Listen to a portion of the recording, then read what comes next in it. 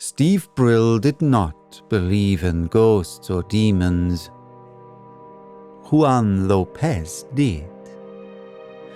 But neither the caution of the one nor the sturdy skepticism of the other was shield against the horror that fell upon them, the horror forgotten by man for more than 300 years. A screaming fear monstrously resurrected from the black lost ages.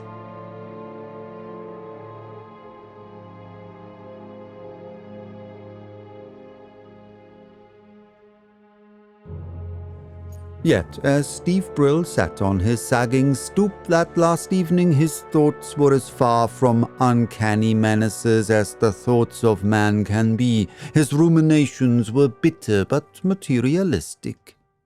He surveyed his farmland and he swore.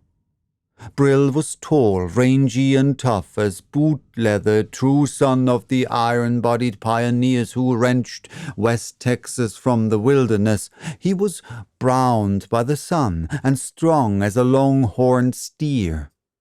His lean legs and the boots on them showed his cowboy instincts, and now he cursed himself that he had ever climbed off the hurricane deck of his crank-eyed Mustang and turned to farming.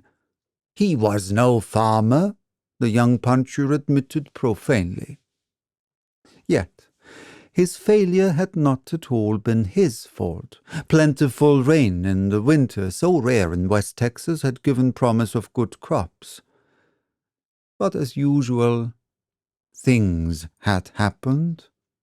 A late blizzard had destroyed all the budding fruit. The grain, which had looked so promising, was ripped to shreds and battered into the ground by terrific hailstorms just as it was turning yellow. A period of intense dryness followed by another hailstorm finished the corn. The cotton, which had somehow struggled through, fell before a swarm of grasshoppers, which stripped Brill's field almost overnight. So Brill sat and swore that he would not renew his lease. He gave fervent thanks that he did not own the land on which he had wasted his sweat, and that there were still broad rolling ranges to the west where a strong young man could make his living riding and roping. Now, as Brill sat glumly, he was aware of the approaching form of his nearest neighbor, Juan Lopez, a taciturn old Mexican who lived in the hut just out of sight over the hill across the creek and grubbed for a living. At present he was clearing a strip of land on an adjoining farm, and in return to his hut he crossed the corner of Brill's pasture. Brill idly watched him climb through the barbed wire fence and trudge along the path he had worn in the short dry grass.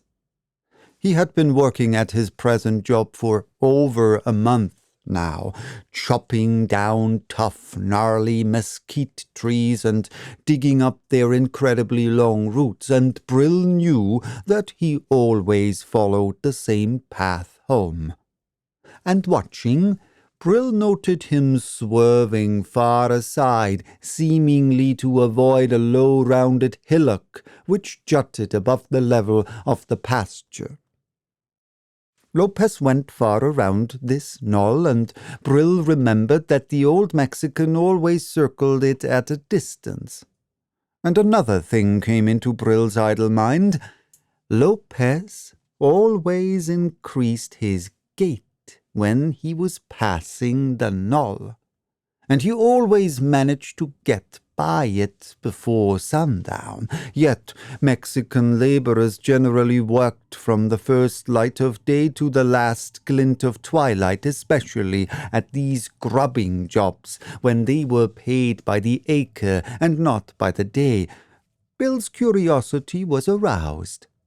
He rose and, sauntering down the slight slope on the crown of which his shack sat, hailed the plodding Mexican. "Hey, Lopez, wait a minute," Lopez halted, looked about and remained motionless but unenthusiastic as the white man approached. "Lopez," said Brill lazily, "it ain't none of my business, but I just wanted to ask you, how come you always go so far around that old Indian mound?" "No sabe," grunted Lopez shortly. "You're a liar," responded Brill genially. "You savvy all right. You speak English as good as me. What's the matter? You think that mound's haunted or something?" Brill could speak Spanish himself and read it too, but like most Anglo-Saxons, he much preferred to speak his own language. Lopez shrugged his shoulders. "It is not a good place, no bueno," he muttered, avoiding Brill's eyes. "Let hidden things rest." "I reckon you're scared of ghosts," Brill bantered. "Shucks, if that is an Indian mound, them Indians been dead so long, their ghosts 'ad be plumb wore out by now." Brill knew that the illiterate Mexicans looked with superstitious aversion on the mounds that are found here and there through the Southwest, relics of a past and forgotten age, containing the mouldering bones of chiefs and warriors of a lost race. "Best not disturb what is hidden in the earth," grunted Lopez. "Bosh," said Brill. "Me and some boys busted into one of the mounds over in the Palo Pinto country and dug up pieces of a skeleton with some beads and flint arrowheads and the like. I kept some of the teeth a long time till I lost them, and I ain't never been haunted." "Indians," snorted Lopez unexpectedly. "Who spoke of Indians? There have been more than Indians in this country. In the old times, strange things happened here. I have heard the tales of my people handed down from generation to generation, and my people were here long before yours, Senor Brill." "Yeah, you're right," admitted Steve. "First white men in this country was Spaniards, of course.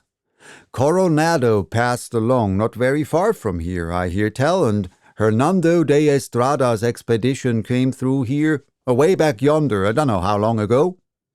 "In 1545, said Lopez. "They pitched camp yonder where your corral stands now."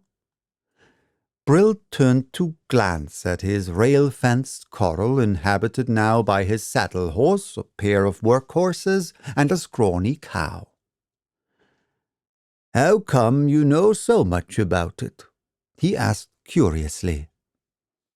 "One of my ancestors marched with de Estrada," answered Lopez. "A soldier, Porfirio Lopez. He told his son of that expedition, and he told his son, and so down the family line to me, who have no son to whom I can tell the tale." "I didn't know you were so well connected," said Brill.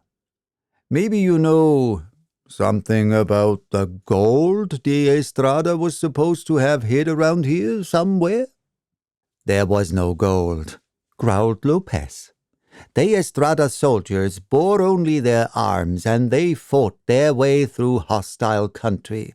Many left their bones along the trail.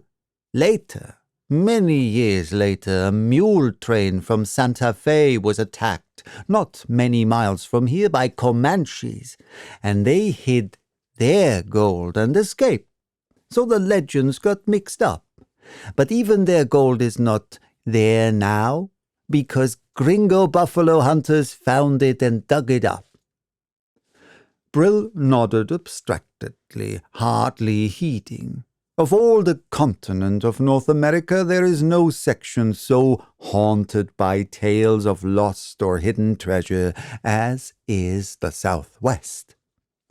Uncounted wealth passed back and forth over the hills and plains of Texas and New Mexico in the old days when Spain owned the gold and silver mines of the New World and controlled the rich fur trade of the West, and echoes of that wealth linger on in the tales of golden caches. Some such vagrant dream, born of failure and pressing poverty, rose in Brill's mind. Aloud he spoke. "Well, anyway, I got nothing else to do, and I believe I'll dig into that old mound and see what I can find." The effect of that simple statement on Lopez was nothing short of shocking. He recoiled, and his swarthy brown face went ashy. His blank eyes flared, and he threw up his arms in a gesture of intense expostulation. "Dios, no!" he cried. "Don't do that, Senor Brill. There is a curse. My grandfather told me—" "Told you what?" asked Brill. Lopez lapsed into sudden silence. "I cannot speak," he muttered. "I am sworn to silence. Only to an eldest son could I open my heart. But believe me when I say, better had you cut your throat than to break into that accursed mound." "Well," said Brill, impatient of Mexican superstitions, "if it's so bad, why don't you tell me about it? Give me a logical reason for not busting into it." "I cannot speak," cried the Mexican desperately. "I know, but I swore to silence on the holy crucifix, just as every man of my family has sworn. It is a thing so dark, it is to risk damnation even to speak of it. Were I to tell you, I would blast the soul from your body. But I have sworn, and I have no son, so my lips are sealed forever." "Oh, well," said Brill sarcastically, "why don't you write it out?" Lopez started, stared, and, to Steve's surprise, caught at the suggestion. "I will.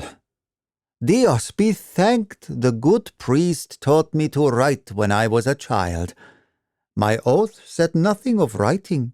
I only swore not to speak.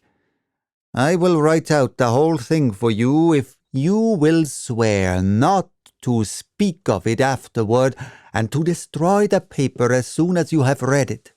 "Sure," said Brill to humor him, and the old Mexican seemed much relieved. "Bueno, I will go at once and write.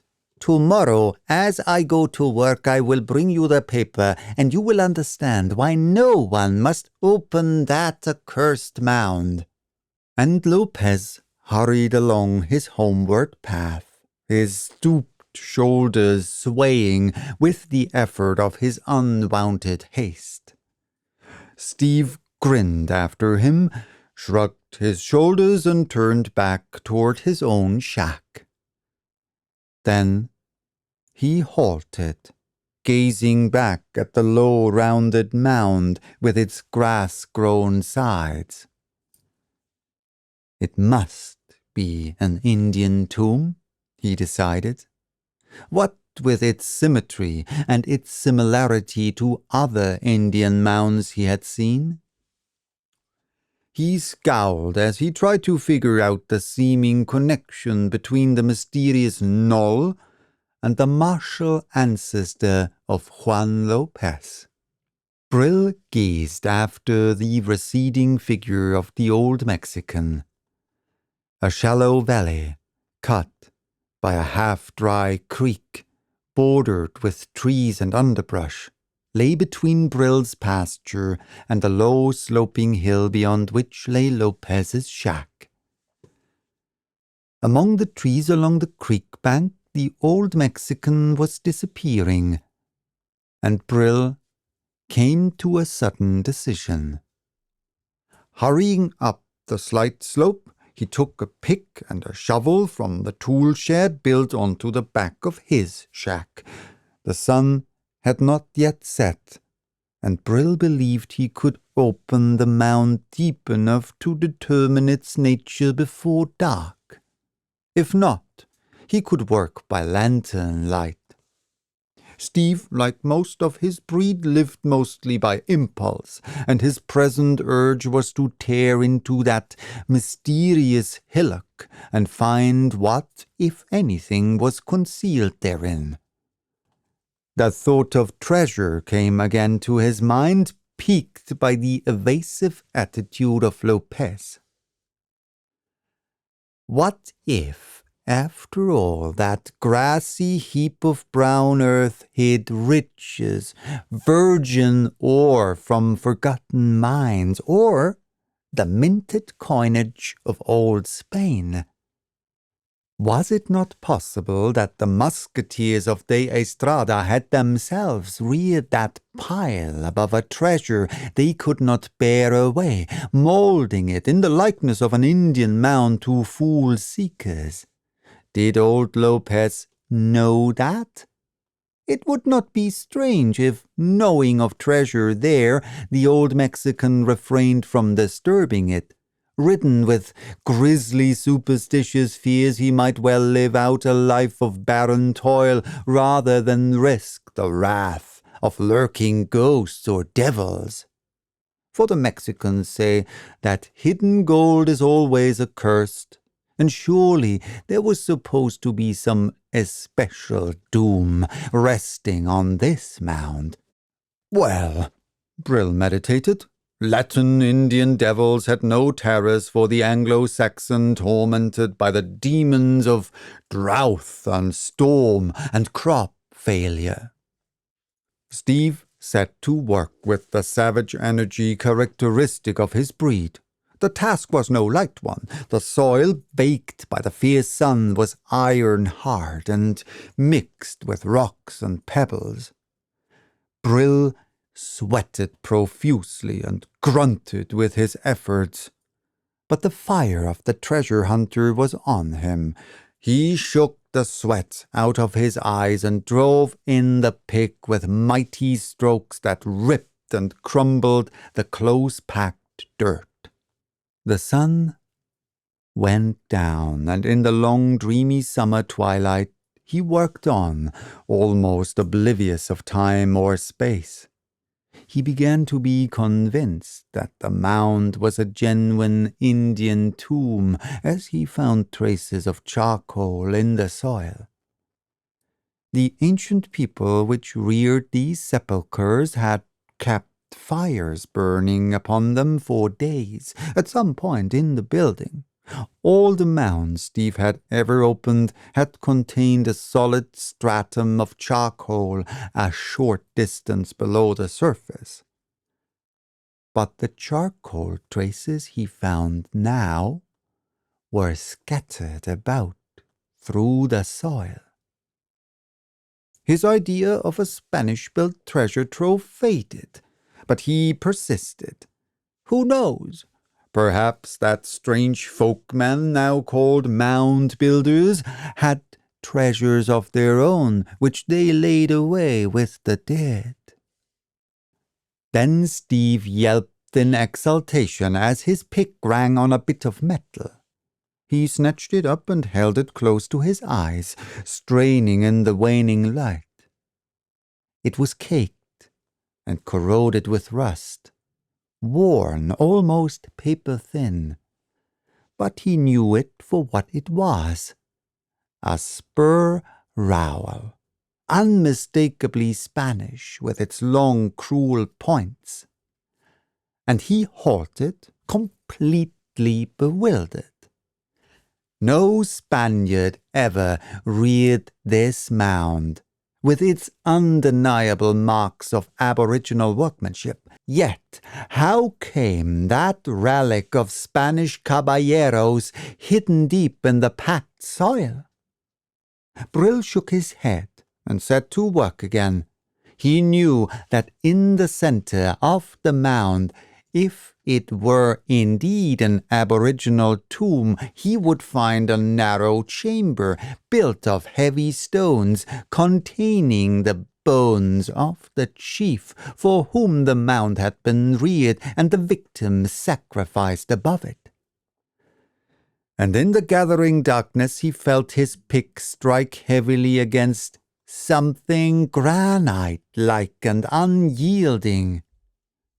Examination by sense of feel as well as by sight proved it to be a solid block of stone, roughly hewn. Doubtless it formed one of the ends of the death chamber. Useless to try to shatter it. Brill chipped and packed about it, scraping the dirt and pebbles away from the corners until he felt that wrenching it out would be but a matter of sinking the pick point underneath and levering it out. But now he was suddenly aware that darkness had come on. In the young moon, objects were dim and shadowy. His mustang nickered in the corral, whence came the comfortable crunch of tired breasts' jaws on corn.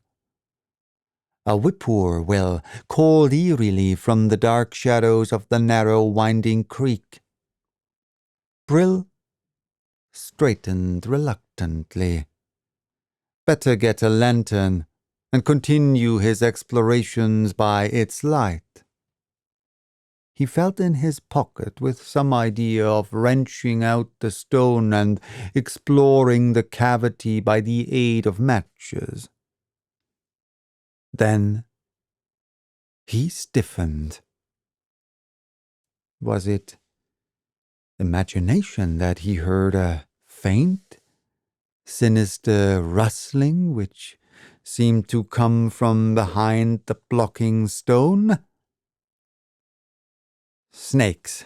Doubtless they had holes somewhere about the base of the mound, and there might be a dozen big diamond-backed rattlers coiling up in that cave-like interior, waiting for him to put his hand among them. He shivered slightly at the thought and backed away out of the excavation he had made. It wouldn't do to go poking about blindly into holes, and for the past few minutes he realized he had been aware of a faint, foul odor extruding from interstices about the blocking stone, though he admitted that the smell suggested reptiles no more than it did any other menacing scent. It had a charnel house reek about it. Gases formed in the chamber of death, no doubt, and dangerous to the living. Steve laid down his pick and returned to the house, impatient of the necessary delay. Entering the dark building, he struck a match and located his kerosene lantern hanging on its nail on the wall. Shaking it, he satisfied himself that it was nearly full of coal oil and lighted it. Then he fared forth again, for his eagerness would not allow him to pause long enough for a bite of food. The mere opening of the mound intrigued him, as it must always intrigue a man of imagination, and the discovery of the Spanish spur had whetted his curiosity.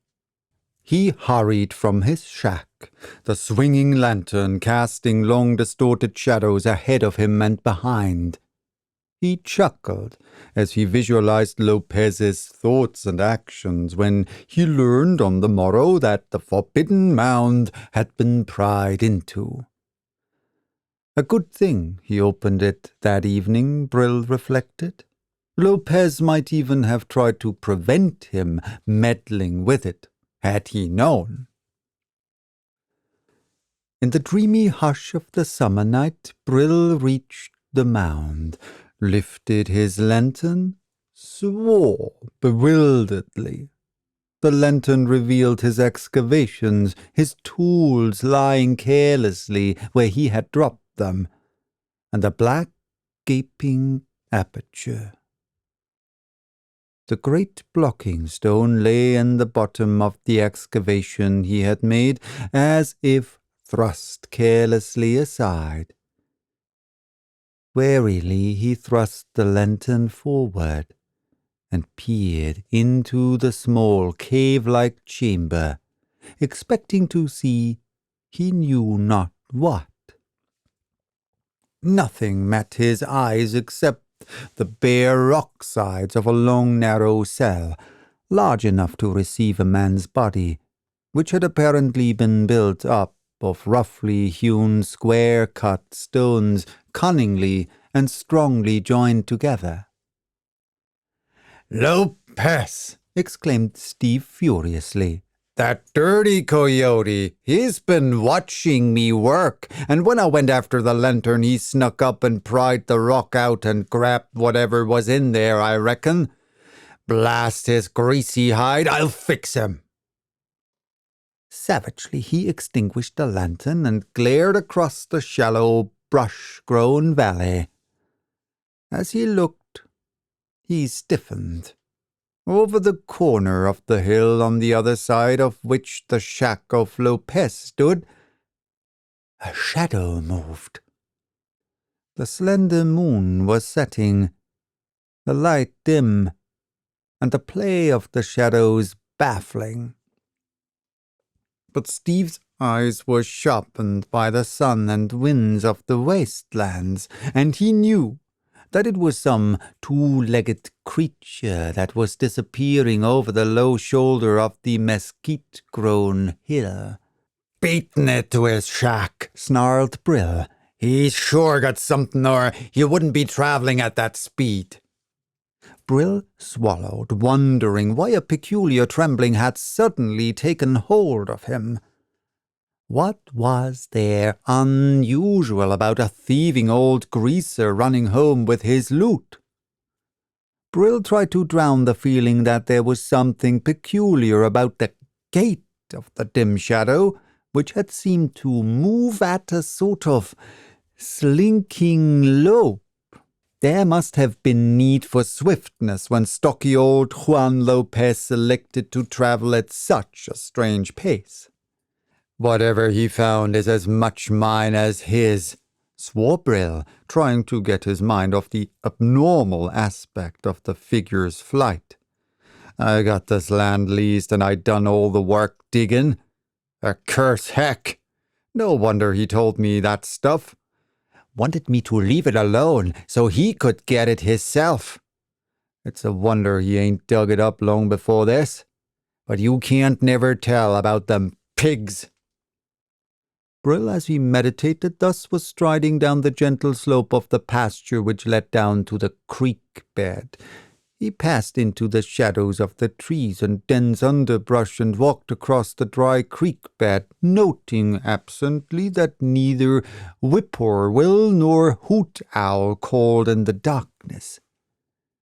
There was a waiting, listening tenseness in the night that he did not like. The shadows in the creek bed seemed too thick, too breathless.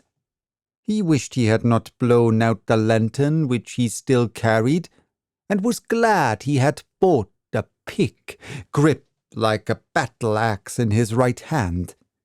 He had an impulse to whistle just to break the silence, then swore and dismissed the thought. Yet he was glad when he clambered up the low opposite bank and emerged into the starlight. He walked up the slope and onto the hill and looked down on the mesquite flat wherein stood Lopez's squalid hut. A light showed at the one window. "Packing his things for a getaway, I reckon," grunted Steve. "Ow!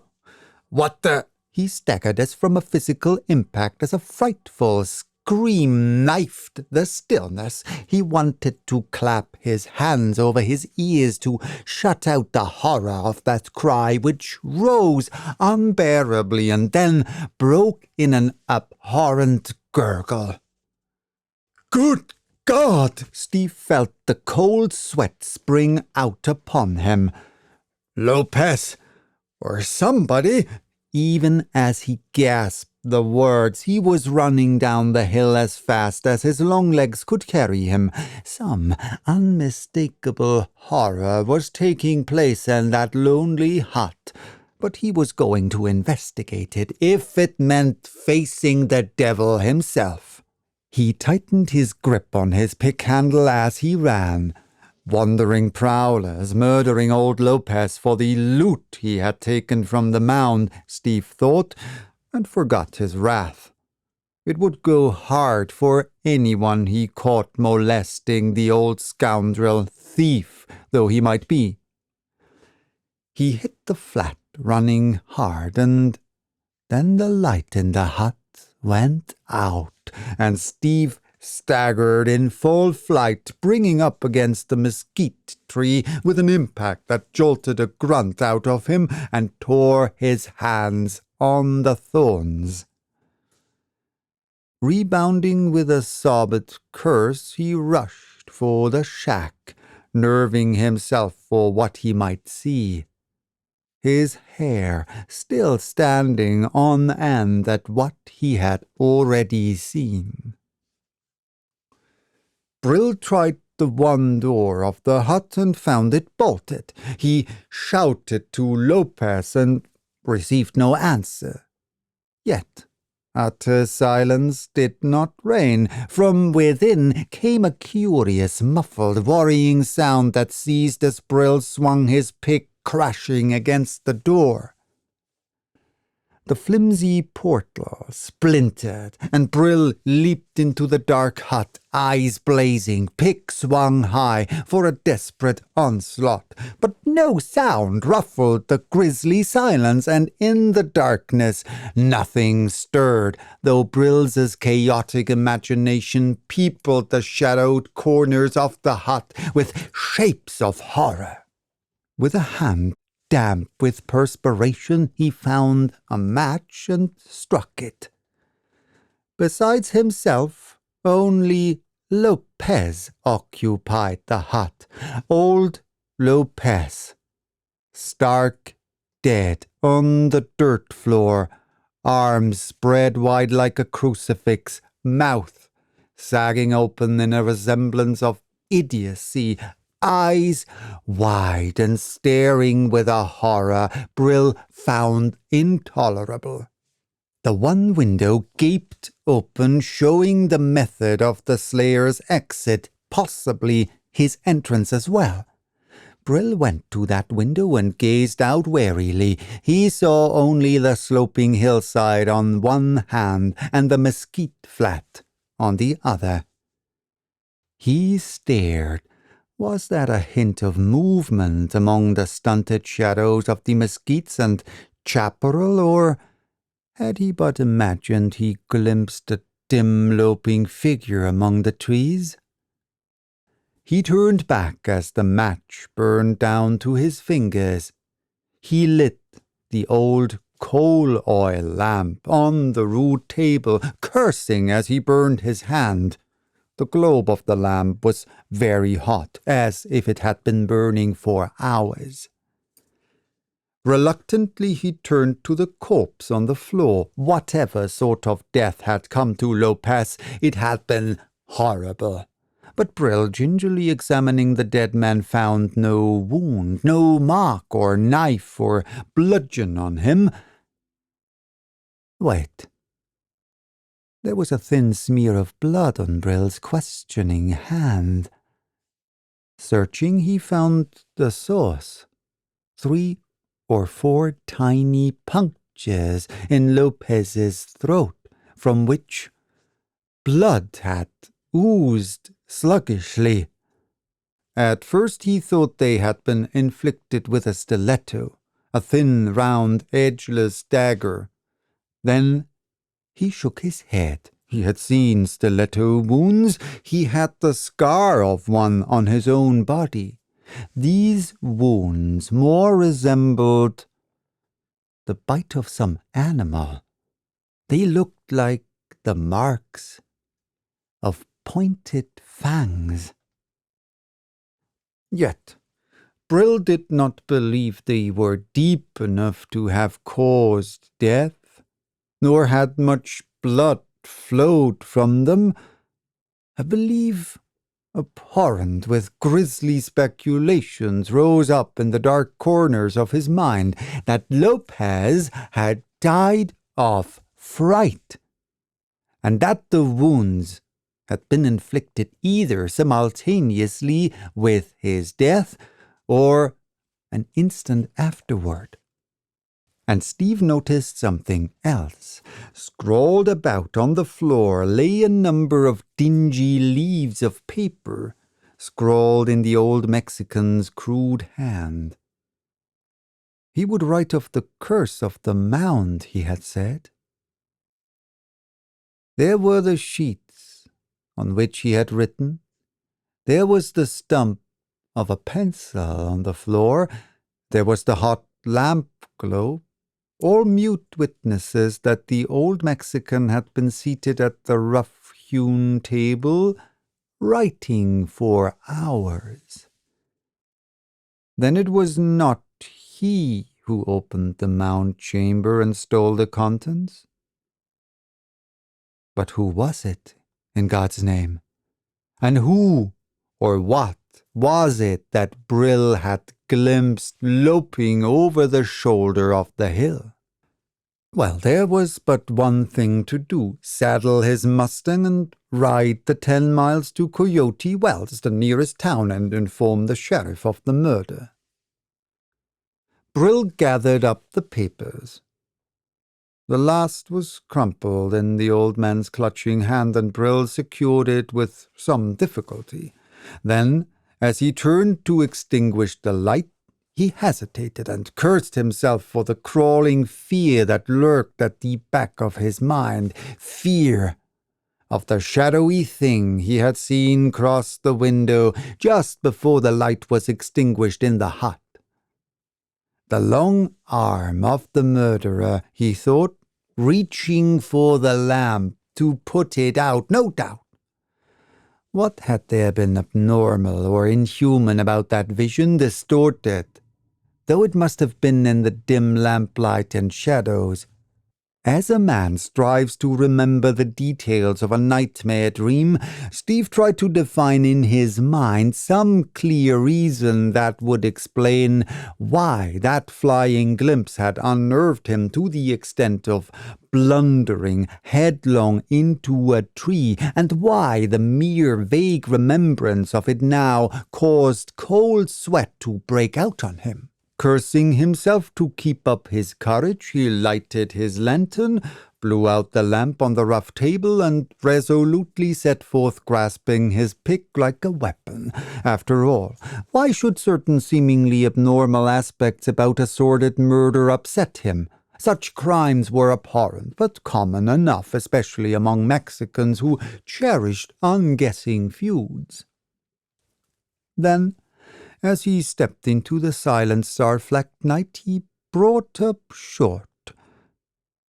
From across the creek sounded the sudden, soul-shaking scream of a horse in deadly terror, then a mad drumming of hoofs that receded in the distance, and Brill swore in rage and dismay. Was it a panther lurking in the hills? Had a monster cat slain old Lopez? Then, why was not the victim marked with the scars of fierce hooked talons? And who extinguished the light in the hut? As he wondered, Brill was running swiftly toward the dark creek. Not lightly does a cowpuncher regard the stampeding of his stock. As he passed into the darkness of the brush along the dry creek, Brill found his tongue strangely dry. He kept swallowing, and he held the lantern high. It made but faint impression in the gloom, but seemed to accentuate the blackness of the crowding shadows. For some strange reason, the thought entered Brill's chaotic mind that, though the land was new to the Anglo-Saxon, it was in reality very old. That broken and desecrated tomb was mute evidence that the land was ancient to man, and suddenly the night and the hills and the shadows bore on Brill with a sense of hideous antiquity. Here had long generations of man lived and died before Brill's ancestors ever heard of the land. In the night, in the shadows of this very creek, man had no doubt given up their ghosts and grisly ways. With these reflections, Bill hurried through the shadows of the thick trees. He breathed deeply in relief when he emerged from the trees on his own side, hurrying up the gentle slope to the railed corral. He breathed deeply in relief when he emerged from the trees on his own side. Hurrying up the gentle slope to the railed corral, he held up his lantern, investigating. The corral was empty. Not even the placid cow was in sight, and the bars were down. That pointed to human agency, and the affair took on a newly sinister aspect. Someone did not intend that Brill should ride to Coyote Wells that night. It meant that the murderer intended making his gateway and wanted a good start on the law, or else, Brill grinned wryly.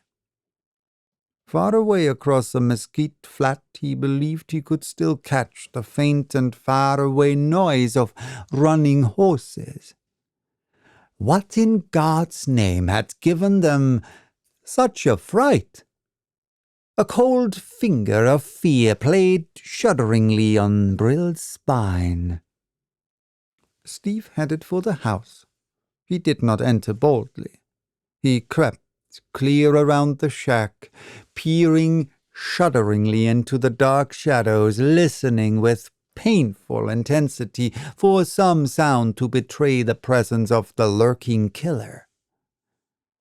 At last he ventured to open the door and step in. He threw the door back against the wall to find if anyone were hiding behind it, lifted the lantern high, and stepped in, heart pounding, pick gripped fiercely. His feelings a mixture of fear and red rage. But no hidden assassin leaped upon him, and a wary exploration of the shack revealed nothing. With a sigh of relief, Brill locked the doors, made fast the windows, and lighted his old coal oil lamp. The thought of old Lopez lying, a glassy-eyed corpse alone in the hut across the creek, made him wince and shiver.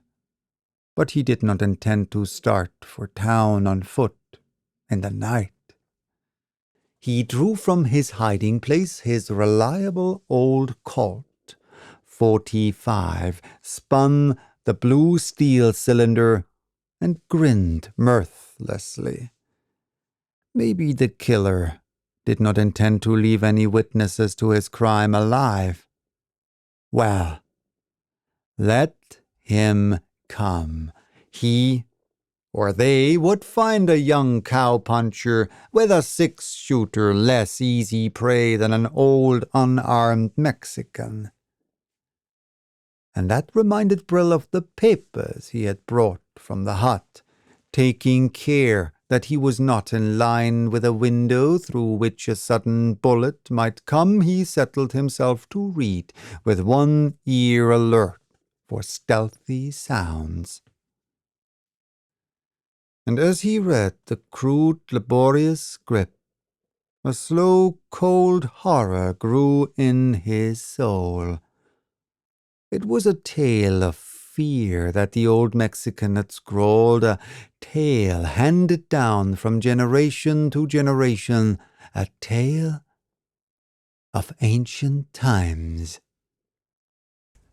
And Brill read of the wanderings of the Caballero Hernando de Estrada and his armoured pikeman who dared the deserts of the southwest when all was strange and unknown. There were some 40-odd soldiers, servants and masters at the beginning, the manuscript ran. There was the Captain de Estrada, and the priest, and young Juan Sevilla, and Don Santiago de Valdez, a mysterious nobleman who had been taken off a helplessly floating ship in the Caribbean Sea. All the others of the crew and passengers had died of plague, he had said, and he had cast their bodies overboard.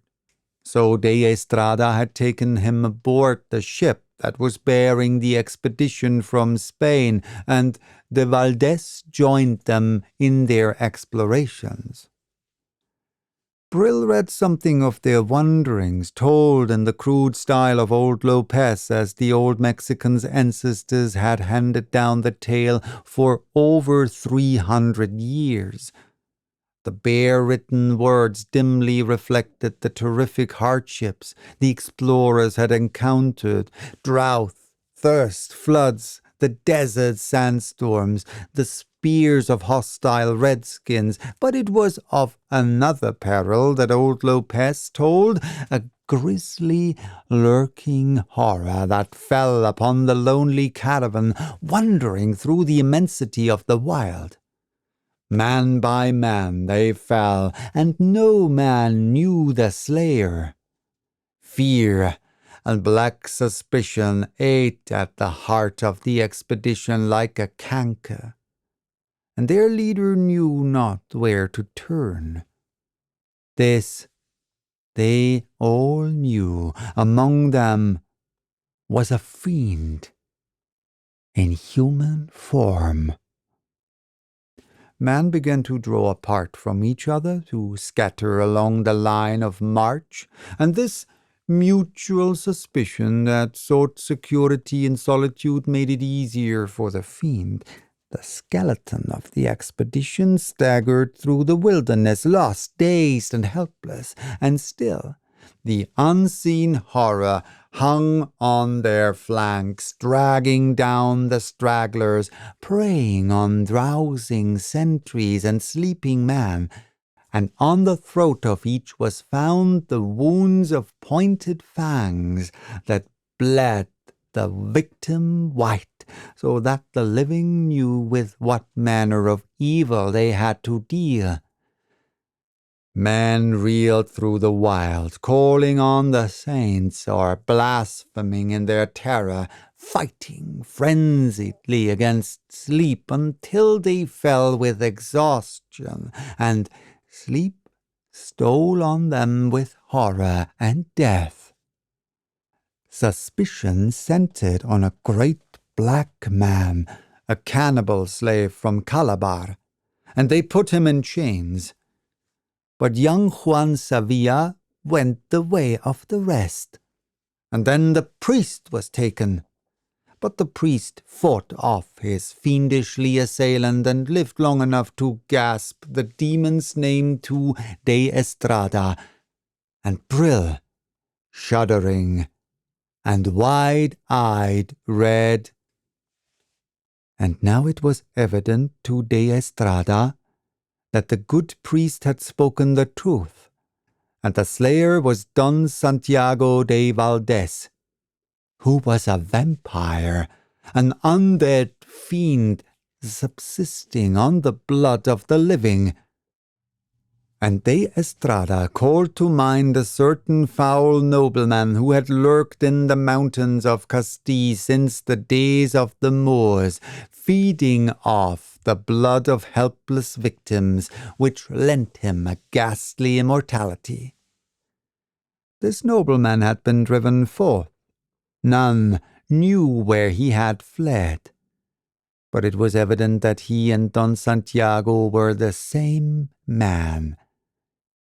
He had fled Spain by ship, and de Estrada knew that the people of that ship had died not by plague, as the fiend had represented, but by the fangs of a vampire. De Estrada and the black man and the few soldiers who still lived went searching for him and found him stretched in bestial sleep in a clump of chaparral. Full gorged he was with human blood from his last victim. Now, it is well known that a vampire, like a great serpent, when well gorged, falls into a deep sleep and may be taken without peril. But de Estrada was at a loss as how to dispose of the monster, for how may the dead be slain? For a vampire is a man who has died long ago, yet is quick and with a certain foul unlife. The man urged that the caballero drive a stake through the fiend's heart and cut off his head, uttering the holy words that would crumble the long-dead body into dust. But the priest was dead, and de Estrada feared that in the act the monster might awaken. So they took Don Santiago, lifting him softly, and bore him to an old Indian mound near by.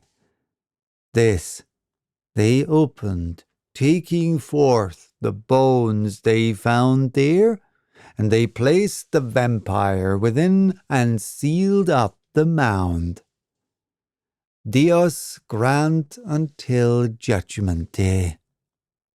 It is a place accursed, and I wish I had starved elsewhere before I came into this part of the country seeking work, for I have known of the land and the creek and the mound with its terrible secret ever since childhood. So you see, Señor Brill, why you must not open the mound and wake the fiend. There the manuscript ended, with an erratic scratch of the pencil that tore the crumpled leaf. Brill rose, his heart pounding wildly, his face bloodless, his tongue cleaving to his palate. He gagged and found words. That's why the spur was in the mound. One of them Spaniards dropped it while they was digging, and I might have knowed it's been dug into before the way the charcoal was scattered out. But good God! Aghast he shrank from the black visions, an undead monster stirring in the gloom of his tomb, thrusting from within to push aside the stone loosened by the pack of ignorance. A shadowy shape loping over the hill toward the light that betokened the human prey. A frightful, long arm that crossed the dim-lighted window. "It's madness," he gasped. "Lopez was plumb loco. There ain't no such things as vampires. If there is, why didn't he get me first instead of Lopez? Unless he was scouting around making sure of everything before he pounced. Oh, hell! It's all a pipe dream." The words froze in his throat. At the window, a face glared and gibbered soundlessly at him. Two icy eyes pierced his very soul. A shriek burst from his throat, and that ghastly visage vanished.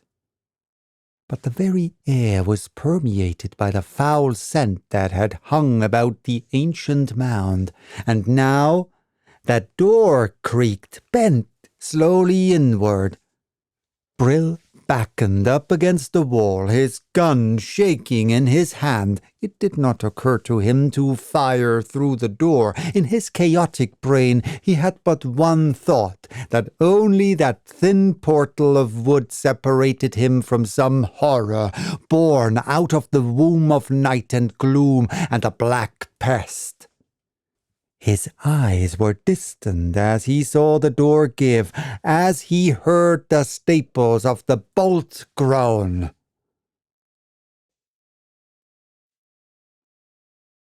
The door burst inward. Brill did not scream. His tongue was frozen to the roof of his mouth. His fear-gazed eyes took in the tall vulture-like form, the icy eyes, the long black fingernails, the mouldering garb, hideously ancient, the long spurred boot, the slouch hat with its crumbling feather, the flowing cloak that was falling to slow shreds. Framed in the black doorway crouched that abhorrent shape out of the past, and Brill's brain reeled. A savage cold radiated from the figure, the scent of mouldering clay and charnel house refuse. And then the undead came at the living like a swooping vulture. Brill fired point blank and saw a shred of rotten cloth fly from the thing's breast. The vampire reeled beneath the impact of the heavy ball, then rightened himself and came on with frightful speed. Brill reeled back against the wall with a choking cry, the gun falling from his nerveless hand. The black legends were true. Then human weapons were powerless, for many a man kill one already dead for long centuries as mortals die. Then the claw-like hands at his throat roused the young cowpuncher to a frenzy of madness. As his pioneer ancestors fought hand-to-hand against brain-shattering odds, Steve Brill fought the cold, dead, crawling thing that sought his life and his soul. Of that ghastly battle, Brill never remembered much. It was a blind chaos in which he screamed beast-like, tore and slugged and hammered, where long black nails like the talons of a panther tore at him, and pointed teeth snapped again and again at his throat.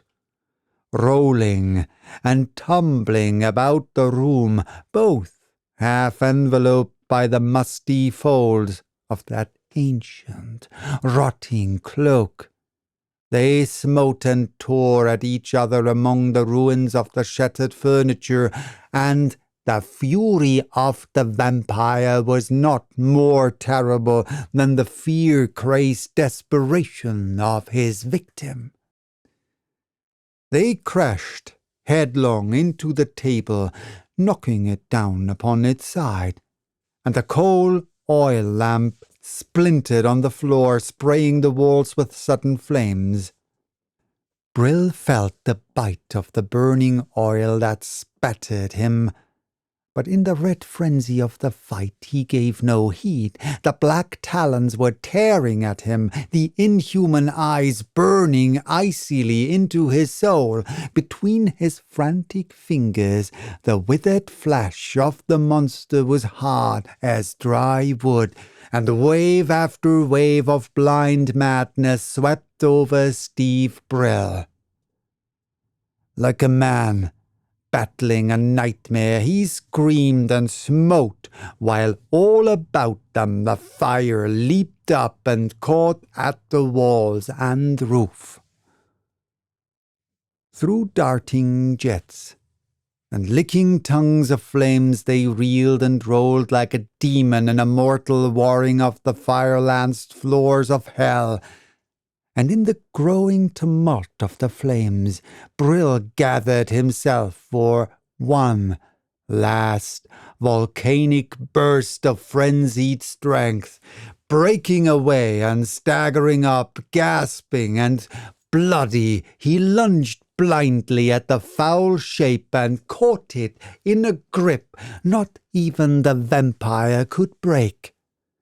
And whirling his fiendish assailant body on high, he dashed him down across the up-tilted edge of the fallen table as a man might break a stick of wood across his knee.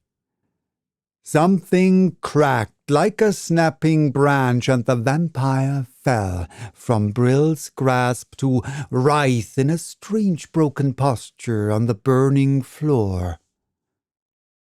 Yet it was not dead, for its flaming eyes still burned on Brill with a ghastly hunger, and it strove to crawl towards him with its broken spine, as a dying snake crawls.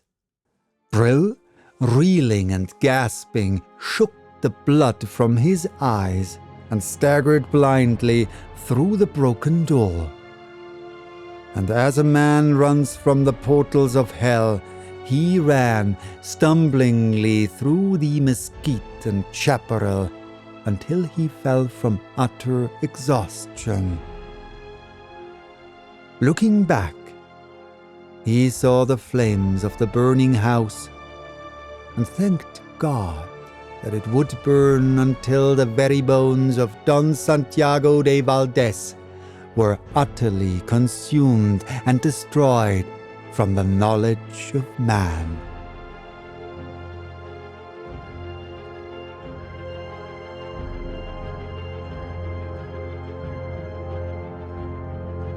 All right. It was longer than I thought.